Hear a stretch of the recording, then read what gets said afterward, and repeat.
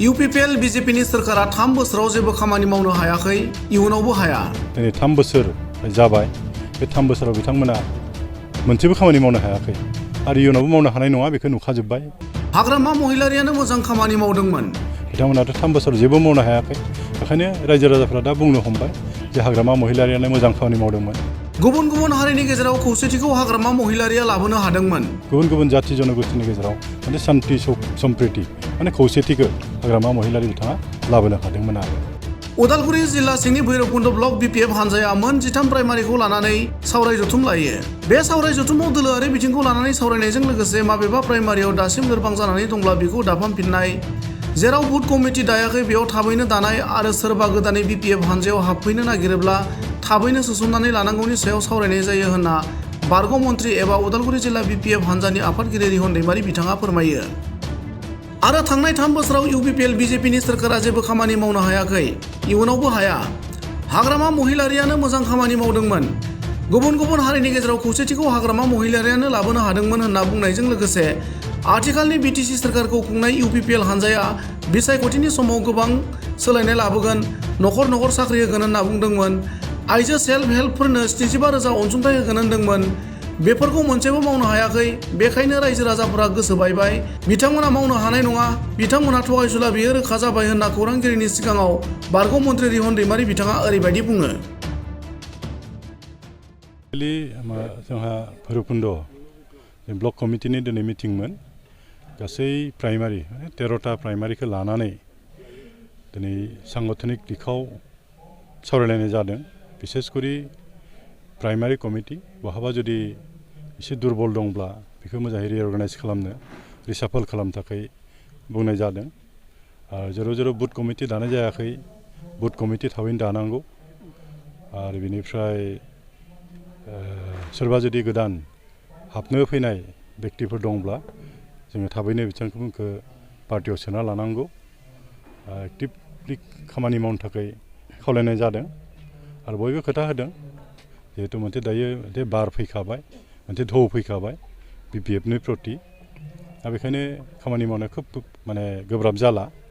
आरो गासै मेम्बारफ्रा बुंदों जोङो प्राइमारि कमिटिखौ गोख्रों खालामनो हागोन। बुथ कमिटिबो मथा मथि प्राय 50% बारा जाबाय। आरो फैबाय थानाय बिसायख'थियाव जों मोनसे गोहोम खोख्लैनो हागोन, ओरैबायदि जों आसा खालामदों। आरो बिराद खस्थ' खालामदों आरो खस्थ' खालामनायनि फिथाइ हिसाबै जों बेखौ नुनो मोन्दों। दिनै जोंनि BPF राजनिति हान्जा बिसेसकरि उदालगुरि जिल्लानि खोथाखौ आं बुंगोन। उदालगुरि जिल्लायाव जोंहा 9 ब्लक दङ, 9 BTC समस्ति दं। प्रत्येक समस्तियाव जों गिदिंगासिनो दं, मबिलाइजेसन टिम खालामना होदों आरो बयबो गावबा गाव खामानि दायित्व लानानै खामानिखौ मावदों। आरो बेखायनो दिनै BPFनि प्रति मोजां मोननाय, सापर्ट खालामनाया बांनायनिफ्राय बांसिनबाय थादों। आरो जों आसा खालामदों फैबाय थानाय समाव आरो बांसिन साबसिन जागोन आरो माने। दा बेनो जोंनि BPF राजनिति हान्जानि मोनसे गिदिर एडभान्टेज।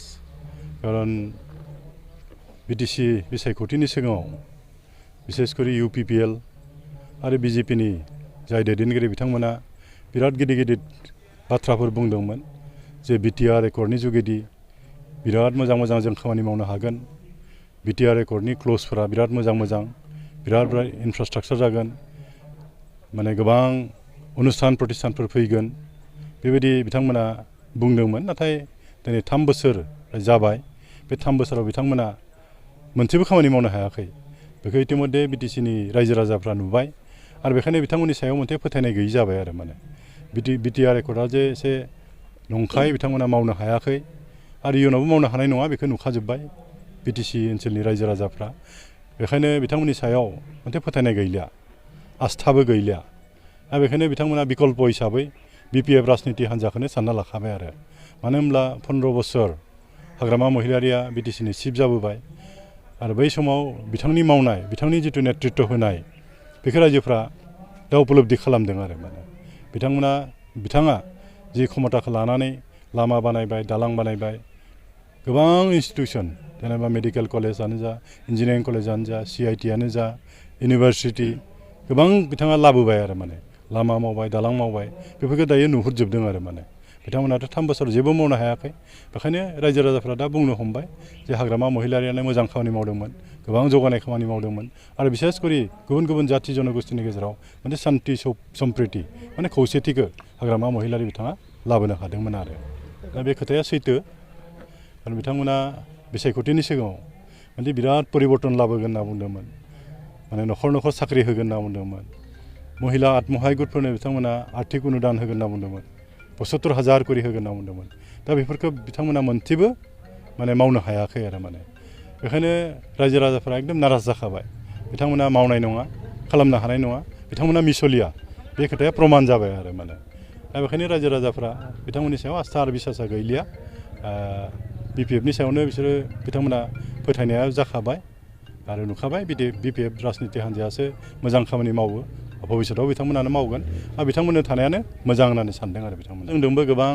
माने इउपिपिएलनि दैदेनगिरि बिथांमोना जुगाजुग खालामबाय थादों जे बिथांमोना माने इउपिपिएलनि प्रति मोनसे फोथायनाया गैखाला जे गावसोरनि दैदेनगिरिफोरानो माने खामानि मावनो हायाखै जेब्ला बिथांमोननो थानानै मा लाब नुबाय बिथांमोना खालि बाथ्राल' बुङो मोनसेबो मोजां खामानि मावनो हाया दा बेखायनो बिथांमोननि दैदेनगिरिफोराबो जोंजोंबो जुगाजुग खालामबाय थादों जे जोंनि इउपिपिएलनि लिडारफ्रा खामानि मावग्रा मानसि नङा बिथांमोना मावनो हाया थगायसुलासो बिसोरो बेखायनो जों बिथांमोनजों थालिया नोंथांमोनजों जों थागोन ओरै होननानै बिथांमोना बुंदों आरो